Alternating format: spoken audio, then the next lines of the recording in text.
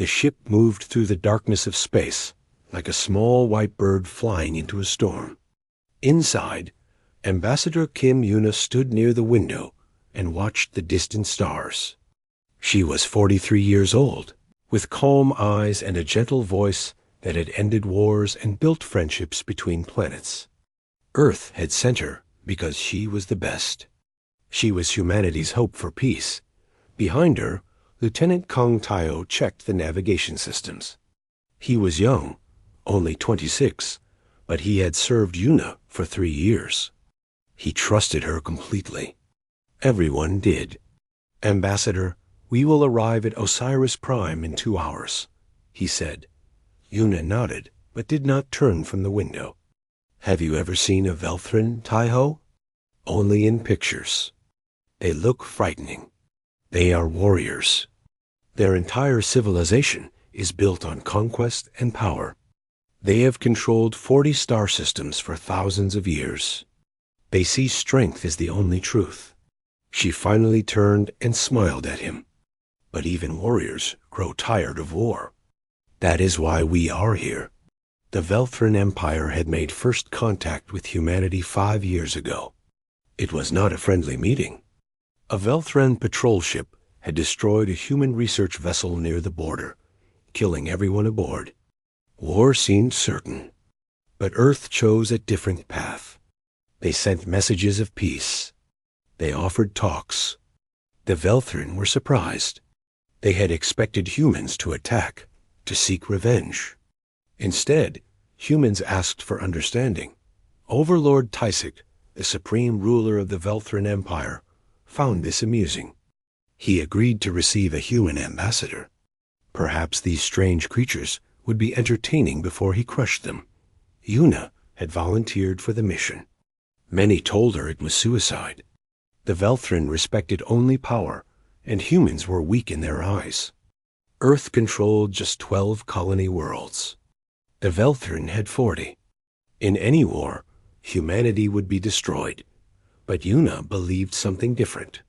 She believed that all intelligent beings wanted the same things at their core: safety, prosperity, a future for their children. She had seen enemies become friends before. She had watched hatred turn into respect. She trusted in the power of words. The ship entered Velthrin space, and immediately, escort vessels surrounded it. They were massive ships with sharp angles and dark metal, designed to inspire fear. Yuna looked at them without emotion. Fear was useless. Only calm would help her now. Osiris Prime appeared ahead. It was a beautiful world with purple oceans and golden clouds. Great cities covered its surface, their towers reaching toward the sky like metal fingers. This was the heart of the Velthrin Empire, the seat of their power for 10,000 years. The ship landed on a platform, high above the capital city. Velthrin soldiers waited in perfect lines. They were tall, nearly 3 meters, with scaled skin the color of dark iron. Their eyes were yellow and cold. Each one carried a plasma rifle that could cut a human in half. Yuna walked down the ramp alone. Taiho wanted to follow, but she had ordered him to stay. This meeting required her to show no fear and no need for protection. A Velthrin officer approached her. His name was Commander Vraxith, and he looked at her the way a hunter looks at small prey. "Human, follow." They walked through long corridors made of black stone. Statues of ancient Velthrin conquerors lined the walls. Each statue showed a warrior standing over defeated enemies. The message was clear. This was what the Velthrin did. They conquered. They won. The throne room was enormous. Thousands of Velthrin nobles filled the seats, watching as the small human walked toward the raised platform where Overlord Tysic sat. He was old, even by Velthrin standards, but his body was still powerful. His scales had turned silver with age, and his eyes burned with cruel intelligence. "So," he said, his voice filling the room, "this is the Peacebringer. This is the best humanity has to offer." Yuna bowed respectfully. Overlord Tysic, I bring greetings from Earth and all human worlds. We come not as conquerors or enemies, but as neighbors who wish to live beside you in peace. Laughter echoed through the room. The nobles found her words hilarious. Peace? From creatures so weak? Tysic raised a clawed hand, and the laughter stopped. You speak of peace because you have no choice. Your species is young. Your military is small. You know that if we wished, we could burn your worlds to ash within a single year. That is true, Una admitted. You are stronger. But strength is not the only measure of a civilization. We offer trade that would enrich both our peoples. We offer knowledge that could advance your science. We offer friendship that could last 1,000 generations. The Overlord leaned forward. And what do you ask in return? Only that you do not attack us. Only that our ships may travel safely. Only that our people may live without fear. For a long moment, Tysic said nothing. He studied this strange creature before him. She was so small, so fragile. He could kill her with a single blow. Yet she stood without trembling. She spoke without begging. There was something in her eyes that he could not understand. We will consider your offer, he finally said. You will remain here as our guest while we discuss. Una bowed again. Thank you, Overlord. That night, she sat in the room they had given her. It was comfortable, but clearly designed to remind her that she was surrounded by enemies. Guards stood outside her door. Scanners watched her every movement. She activated her private communicator and sent a message to Admiral Beak Sun-Woo, who waited with the First Fleet at the edge of Velthrin space. The meeting went as expected. They are arrogant, but curious. I believe I can reach them. Sun-Woo's face appeared on the small screen. He was a serious man, with gray hair and hard eyes. He had fought in 3 wars and trusted no one except his own soldiers. Be careful, Una. These creatures are not like us. They see kindness as weakness. I know, but I must try. If anything happens to you... He paused. Protocol Omega is waiting. 1 word from Earth, and we will unleash it. Una shook her head. It will not come to that. I believe in the power of understanding. Sun-Woo looked at her for a long moment. I hope you are right. For everyone's sake. The communication ended. Una turned off the device and looked out the window at the alien city below. Lights glittered like fallen stars. Somewhere in this place, decisions were being made that would affect billions of lives. She closed her eyes and allowed herself to hope. What she did not know was that Overlord Tysic had already made his decision. In a private chamber far from any listening devices, he spoke with his most trusted generals. These humans are fools, he said. They send 1 female to beg for mercy, and they think this is strength? No. We must teach the galaxy what happens to those who approach the Velthrin Empire without proper respect. General Korthax nodded. What do you command, my lord? Tysic smiled, revealing rows of sharp teeth. We will give them a lesson they will never forget. Prepare the execution platform. This ambassador will die screaming, and her screams will echo across human space. The generals bowed and left to carry out his orders. In her room, Kim Una slept peacefully, dreaming of a future where humans and Velthrin worked together among the stars. She had no idea that her death had already been decided. 3 weeks passed on, Osiris Prime, each day. Kim Una met with Velthrin officials. She presented Earth's proposals. She answered their questions. She remained calm, even when they insulted her species. She believed that slowly, carefully, she was making progress. Lieutenant Tayo brought her reports from their ship. Ambassador, Admiral Sun-Woo sends word. He is worried. The Velthrin have been moving military ships to their border with human space.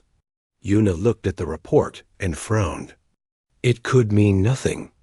They may simply be showing strength during negotiations. It is their way. Or they could be preparing to attack. We cannot assume the worst, Taiho. If we act from fear, we become no different from them.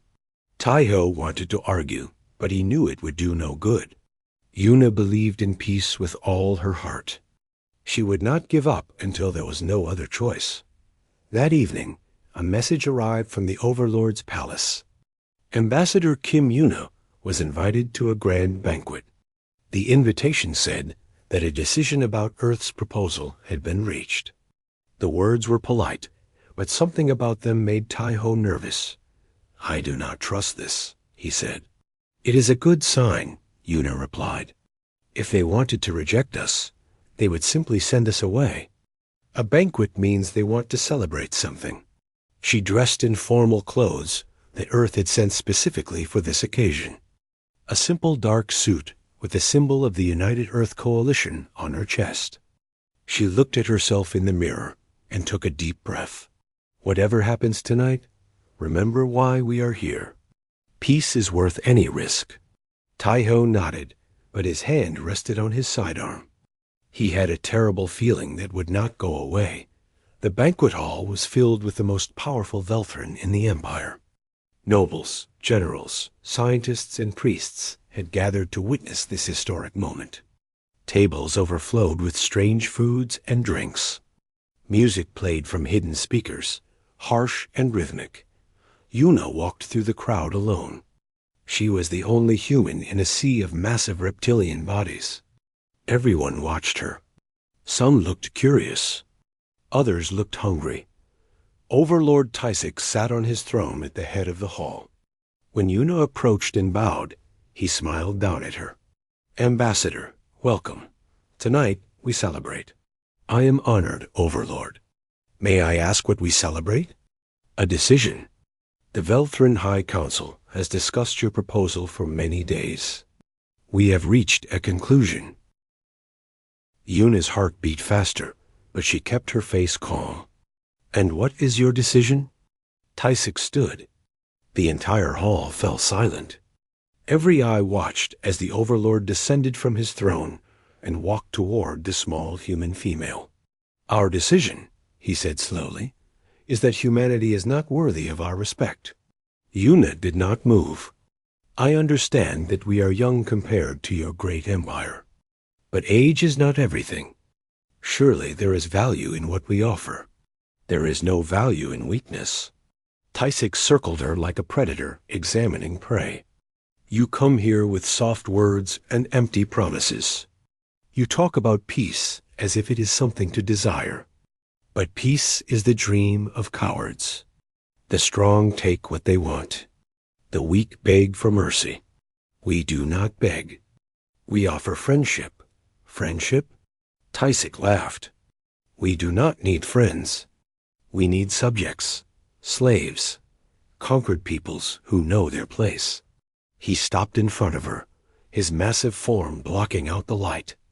"And you, little human, will teach your species their place."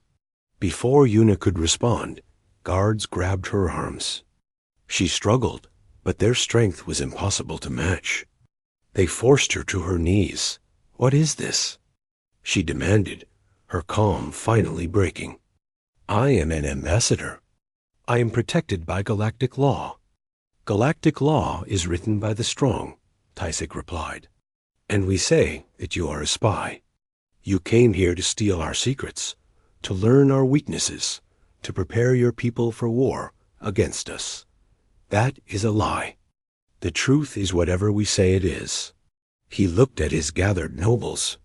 "This human is guilty of espionage against the Velthrin Empire. The punishment is death." Cheers filled the hall. The Velthrin stomped their feet and roared their approval. This was entertainment to them. This was sport. Yuna was dragged to the center of the hall, where a platform had been prepared. Recording devices floated around her, capturing every angle. This execution would be broadcast across the entire empire and beyond. Every species in the galaxy would see what happened to those who dared approach the Velthrin, Without proper fear, Lieutenant Tayo tried to reach her. He fought through the crowd, his weapon drawn. But there were too many guards. They beat him to the ground and held him there, forcing him to watch. On the platform, an executioner waited. He was enormous, even by Velthran standards, with arms as thick as tree trunks. He held a curved blade designed to remove heads with a single strike. Yuna was forced to kneel. Her hands were bound behind her back. She could feel her heart pounding, but she refused to show fear. She would not give them the satisfaction. A communication device was placed in front of her. Tysik's voice came through speakers above. Your final words will be broadcast to your people. Beg for your life. Cry. Scream. Show them what humans truly are. Yuna looked directly into the recording device. Her face was calm. Her voice was steady. To the people of Earth and all human worlds, I came here in peace. I came to build bridges between our species. The Velthran have chosen to answer with violence. She paused. I regret nothing. I die believing that peace is possible, even if not today. To Admiral Sunwoo and all who serve humanity, do what must be done. The blade fell. Across human space, the transmission was received. Admiral Beak Sunwoo watched it aboard his command ship. His officers stood in silence, some with tears in their eyes. When the recording ended, no one spoke. Sunwoo turned away from the screen. His hands were shaking. Not with fear, with rage. Send the transmission to Earth. Priority Alpha. On Earth, in the secure bunker beneath the United Coalition headquarters, Fleet Admiral Park Juno received the message. He watched the execution 3 times. Each time, his face grew harder. His eyes grew colder dot around him. The highest military officers of humanity waited. They knew what was coming. They had always known this day might arrive. They had prepared for it. They had hoped it would never come. UNHO walked to a sealed panel on the wall. He placed his hand on the scanner.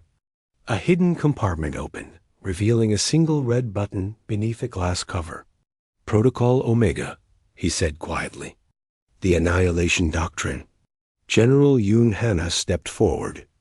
Sir, once this is activated, there is no going back. We will be committed to total war. I know. Billions will die. They killed our ambassador. They broadcast her death as entertainment. They think we are weak. They think we will cower in fear. Junho looked at his officers. They do not know what humanity is capable of. He broke the glass and pressed the button. Across human space, every military installation received the signal. Every ship, every base, every soldier. The message was simple. It contained only a few words. But those words changed everything. Envoy fallen. Omega initiated.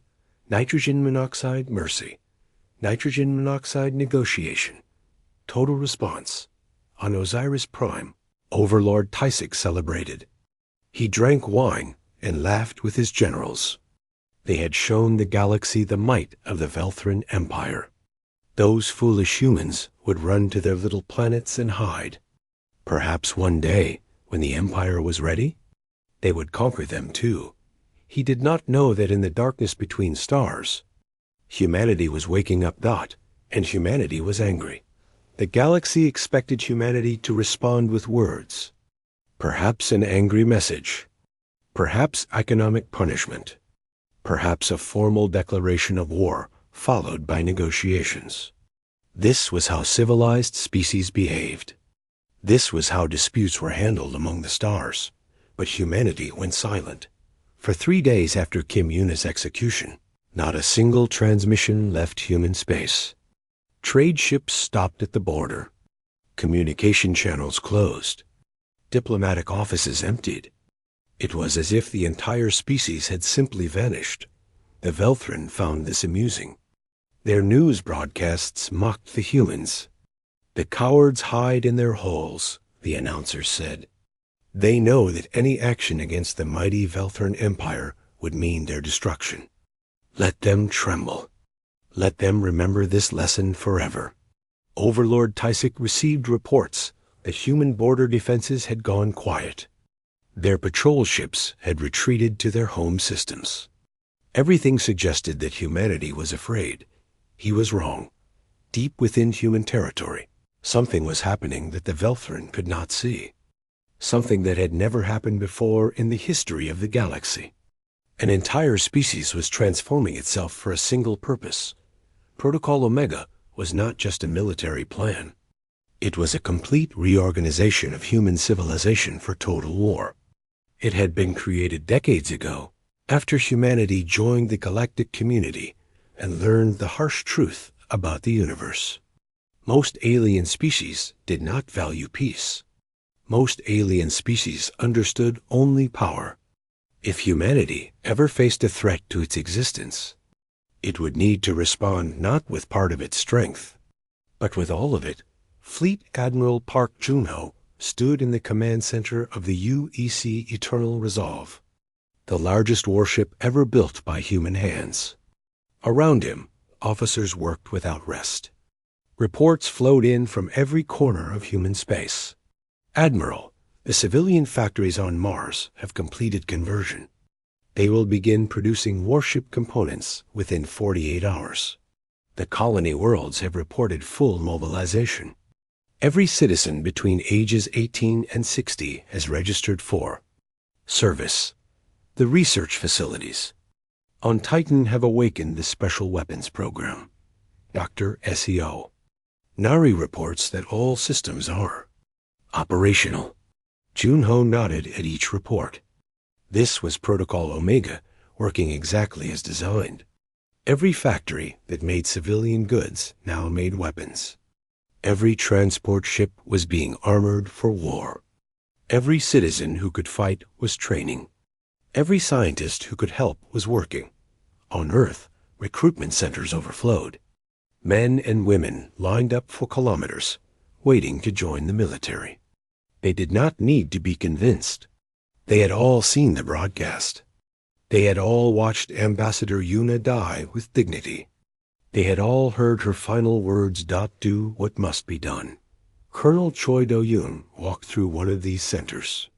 He was a soldier of 40 years, with scars on his face and sadness in his eyes. He had hoped to retire soon, to spend his remaining years with his family. But when the call came, he did not hesitate. A young man approached him. He was barely 20, with fear and determination mixing in his expression. "Colonel, I have never fired a weapon. Can someone like me really help?" Do-yoon put a hand on his shoulder. "You will learn. We all learned. That is what humans do. We adapt, we grow stronger. And when we fight together." The young man nodded and returned to his training. Across human space, similar scenes played out. Old soldiers came out of retirement. Scientists abandoned their research to work on weapons. Teachers left their schools to serve as officers.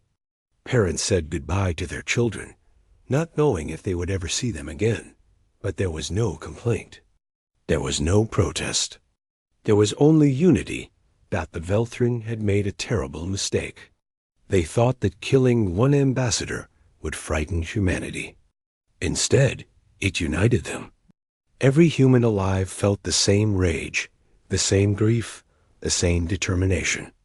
They were no longer 12 separate colony worlds. They were one species with one purpose. Dr. C.O. Nari stood in a laboratory deep beneath the ice of Titan, Saturn's moon. She was the Coalition's top weapons scientist, a genius who had spent her career hoping her work would never be used. Now she watched as technicians activated systems that had been dormant for years. "Planet crackers are online," a technician reported. "Star readers are charging. Nanoswarm devastators are ready for deployment." Nari closed her eyes for a moment. These weapons were terrible beyond imagination. A single planet cracker could shatter a world into dust. A Star Eater could drain the sun of its energy in hours, freezing everything in its system. The nanoswarms could consume entire cities in days, breaking down all matter into raw materials. "These are extinction weapons," she said quietly. "We built them hoping we would never use them." "We have no choice now," her assistant replied. "The Velthrin started this. We will finish it." Admiral Beek Sunwoo commanded the First Fleet at the border of Velthrin space. His ships had retreated, not from fear, but to gather strength. Now they waited in the darkness, silent and invisible. Sunwoo reviewed the battle plans on his screen. Captain Han Minji, his best tactical officer, had designed them. She was young, only 32, but her mind was sharp as any blade. Her plans were brutal in their efficiency. "We will strike their outer systems first," she explained during a briefing. "Cut their supply lines. Destroy their communication networks. Isolate them before we close in on the heart. Casualties?" Sunwoo asked. "On their side?" "Total. On our side?" "Minimal. We have the element of surprise, and we have weapons they have never seen. And civilian populations?" Minji paused. This was the hardest part. Protocol Omega makes no distinction. They chose to make war against our entire species. We will make war against theirs. Sunwoo said nothing. He knew this was the darkness at the heart of Protocol Omega. It was not designed to win a war. It was designed to end a species. Every world, every station, every ship that served the Velthrin Empire would be destroyed. There would be no negotiation. There would be no surrender accepted. There would be only annihilation. This was humanity's terrible secret. They were capable of kindness greater than any other species in the galaxy. But they were also capable of cruelty beyond imagination. Their history was filled with horrors that they had done to themselves. World wars, genocides, nuclear weapons. They knew what they were capable of, because they had done it before. Now, their capacity was turned outward. 6 months after Yuna's death, Fleet Admiral Juno gave the order. 2,000 warships activated their engines. Behind them, carrier vessels released millions of autonomous drones. Troop transports loaded with soldiers, prepared for ground invasions. Support ships carried enough supplies for a campaign lasting years. The fleet moved toward Velthrin space like a wave of darkness. Before they crossed the border, Junho addressed his forces one final time. "They killed our ambassador. They laughed as she died. They thought we were weak. They thought we would surrender. They thought wrong." His voice was cold and steady. "We do not send warnings. We do not accept apologies. We do not stop until their empire is ash. This is Protocol Omega. This is what humanity becomes when pushed too far. Show them no mercy, because they showed none to us." Across the fleet, soldiers checked their weapons. Pilots prepared their ships. Engineers monitored their systems. Everyone knew what they were about to do. Some prayed. Some wept. All were ready. The Velthrin had awakened something they did not understand. And now that something was coming for them. General Korthax stood on the bridge of his battleship and stared at the sensor screen. Something was wrong. The readings made no sense. "Report," he commanded. His sensor officer's voice trembled. "General, we are detecting ships emerging from faster-than-light travel at our border." "Many ships? How many? 20? 50? The officer turned to face him. Fear filled his yellow eyes. 2,000, General. And more are still arriving." Korthax felt something he had never felt before in his 300 years of warfare. He felt afraid. The Velthrin border system of Tarik was the first to fall. Its defense stations detected the human fleet and sent an alert to the Empire. They fired their weapons at the approaching wave of ships. They killed perhaps 50. Then the wave reached them, Admiral Beek Sunwoo commanded from the front. His flagship, the UEC Thunder of Seoul, led the assault. Around him, human warships released their weapons in a storm of light and fire. Missiles by the thousands. Plasma beams that could cut through armor like paper. Energy pulses that disabled enemy systems. The Velthron stations lasted 7 minutes. When the last one exploded, Sunwoo did not celebrate. He simply gave the next order. Move to the civilian centers. Leave nothing functional. Captain Han Minji coordinated the attack with cold precision. She had studied Velthran military tactics for years. She knew their weaknesses, their patterns, their blind spots. Her orders came fast and accurate, moving ships like pieces on a game board. Third Fleet, target their shipyards. Fifth Fleet, destroy the fuel depots. Eighth Fleet, eliminate the communication arrays. No signals can leave this system. The Velthran fought back. Their ships were powerful, their soldiers brave.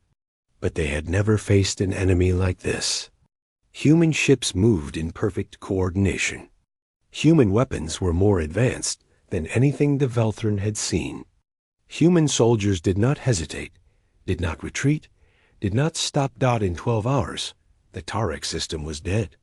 Every military target had been destroyed. Every city had been leveled. Every ship had been turned to burning wreckage floating in the void. News of the attack reached Osiris Prime. Overlord Tysic refused to believe it. The report must be wrong. A few human ships could not have destroyed an entire system in half a day. Then the second report came. The Vorn system had fallen, and the third. The Kephis system. Gone. Then the fourth. The fifth. The sixth. Tysic gathered his war council. The greatest military minds of the Velthran Empire sat around a massive table, staring at maps that showed their territories shrinking by the hour. How is this possible? One general demanded. We outnumber them. We have more ships, more soldiers, more resources. Their weapons are superior, another replied. Their tactics are unlike anything we have encountered. They do not fight to win battles. They fight to destroy everything. They take no prisoners. They leave no survivors. Then we must negotiate. Offer them peace. Give them whatever they want. We tried. The voice came from General Korthax, who had barely escaped the fall of Tariq.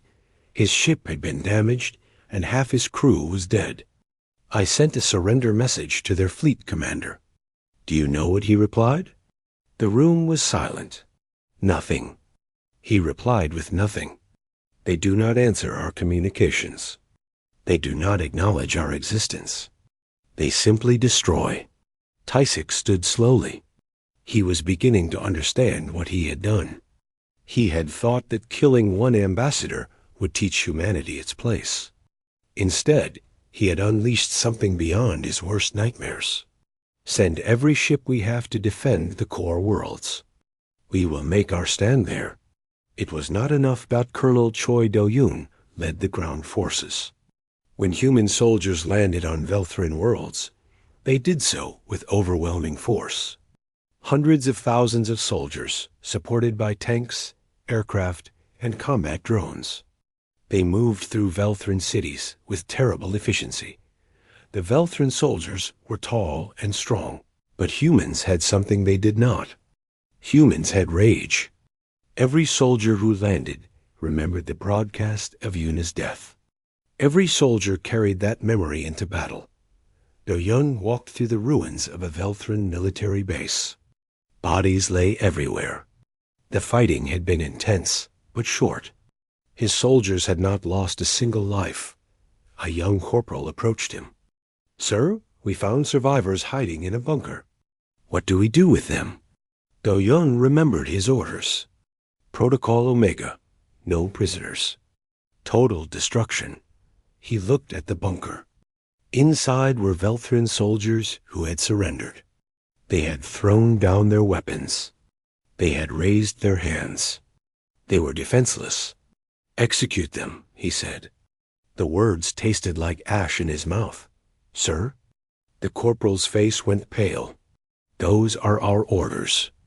No exceptions. No mercy." Do Yan turned away.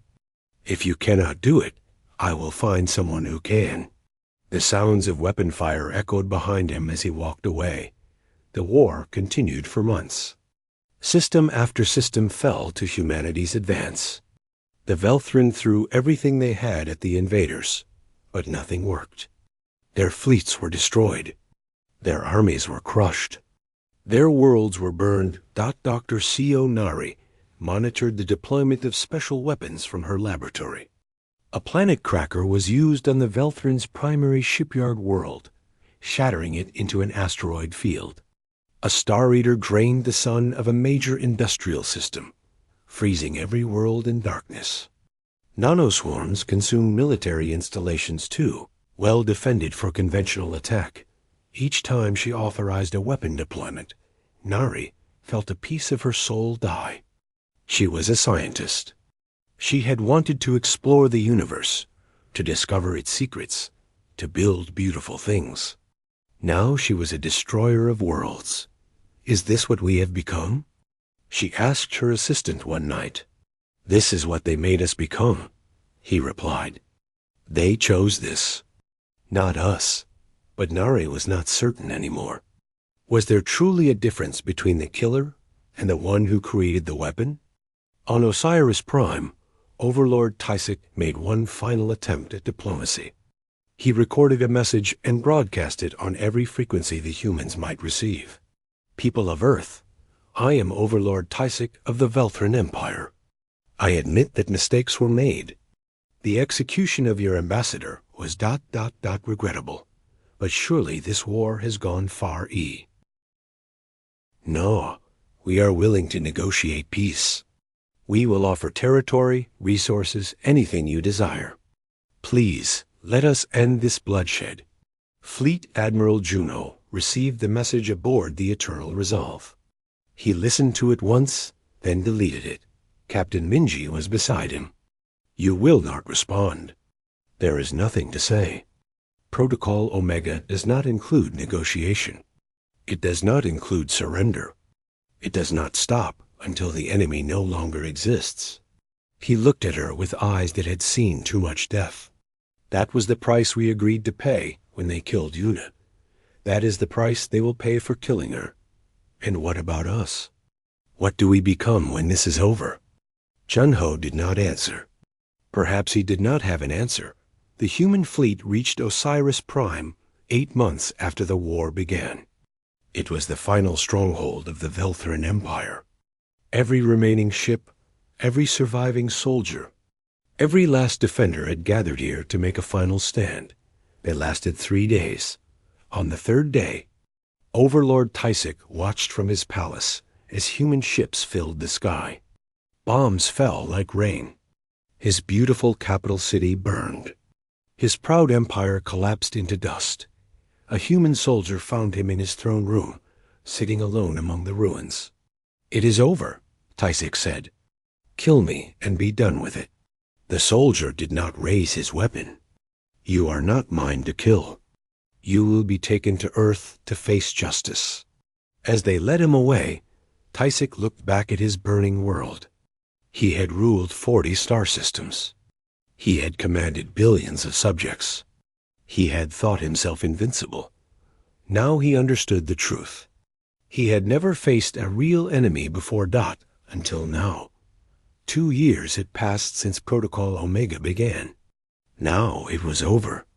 The Velthrin Empire no longer existed. 40 star systems lay in silence. Worlds that had once held billions of lives were empty shells, their cities reduced to dust, their people gone forever. Osiris Prime, the great capital of the empire, was a tomb. Its purple oceans had boiled away under orbital bombardment. Its golden clouds had turned to poisonous ash. Its magnificent towers had melted into shapeless masses of metal. No one would ever live there again. Overlord Tysic sat in a bare room on Earth. He had been kept alive for a purpose. not torture, not revenge. Something worse. The door opened, and a human woman entered. She wore a simple uniform and carried a data tablet. Her face showed no emotion. Overlord Tysic. I am Judge, O Yering of the United Earth Tribunal. You have been found guilty of crimes against humanity, specifically the unlawful execution of Ambassador Kim Yuna and the attempted genocide of the human species through your subsequent war preparations. Tysic did not respond. He had said nothing for months. What was there to say? His empire was dead. His people were dead. Everything he had built was dead. Under normal circumstances, you would be executed, Yering continued. However, the tribunal has decided on a different sentence, one that will serve as a message to the galaxy. She activated a screen on the wall. Images appeared. Velthran architecture, Velthran art, Velthran music, Velthran history. 10,000 years of civilization, recorded in perfect detail. You will watch this, Yering said. All of it, every piece of your culture, every achievement of your people, every beautiful thing they created. More images. Velthran children playing in parks. Velthran families celebrating festivals. Velthran scholars discovering new truths about the universe. And then you will watch this. The images changed. Now they showed the war. Human ships destroying Velthran fleets. Human soldiers conquering Velthran worlds. Human weapons erasing Velthran cities. The complete and total destruction of everything the first recordings had shown. Tysic's hands began to tremble. You will watch the beginning and the end. Creation and destruction. What your people built and what we destroyed. And when you have seen everything, you will be released. Released? Tysic looked up for the first time. You will let me go? You will be given a small ship with enough supplies to travel the galaxy. You will visit other species. You will tell them what happened to the Velthran Empire. You will be a living warning of what happens when humanity's pushed too far. Yering walked to the door, then paused. Ambassador Yuna believed in peace. She died trying to build friendship between our peoples. We honored her memory by becoming the monsters you thought we were. That is what you did to us. That is what you made us become. Now you will spend the rest of your life carrying that truth. She left. The recordings began to play. Tysic watched in silence as his entire civilization passed before his eyes, from its glorious birth to its terrible death. And when it was over, he wept. On Earth, the heroes of the war returned home. But they did not return as the same people who had left. Fleet Admiral Park Junho resigned from military service. He had given the orders that killed billions. He had authorized weapons that erased worlds. The weight of those decisions was too heavy to bear. He spent his remaining years in a small house by the ocean, watching the waves and trying to find peace. Admiral Beek Sunwoo became the new head of Earth's defense forces. He worked to ensure that Protocol Omega would never be needed again. He built alliances with other species. He showed them that humanity wanted peace. But he also made sure they understood that humanity could bring war, if necessary. Captain Han Minji was promoted to Fleet Admiral. She was young for such a position, but no one questioned her qualifications. Her tactical genius had saved countless human lives. Her cold precision had ended the war quickly. She accepted the promotion with quiet dignity and promised to use her power wisely. Colonel Choi Do-yun retired and returned to his family. His children barely recognized him.